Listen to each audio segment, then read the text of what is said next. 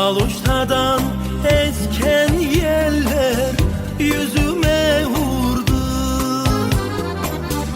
Balalıkta özken evge göz yaşım tuştu. Men bu yerde yaşalmadım, yaşlığıma doyalmadım.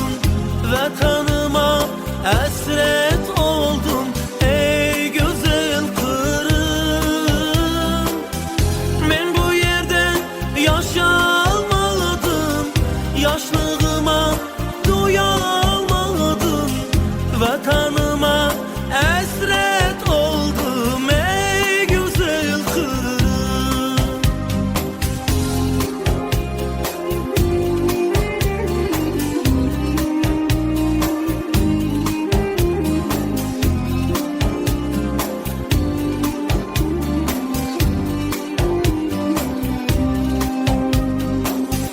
Bahçelerin meyveleri bal ile şerbet, sularını içe içe doyalmadım ben. Men bu yerde yaşalmadım, yaşlığıma doyalmadım. Vatanıma esret oldum ey güzel Kırım.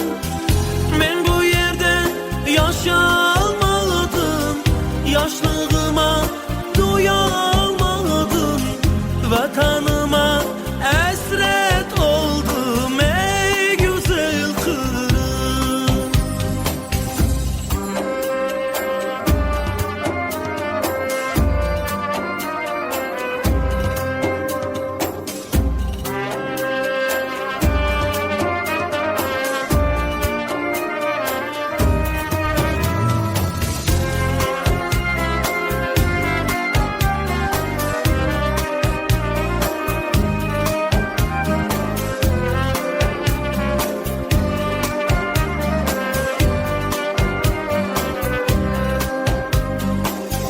Balacağa vatanım de göz yaşın töker. Kartlarımız elince ayıp dualar eder.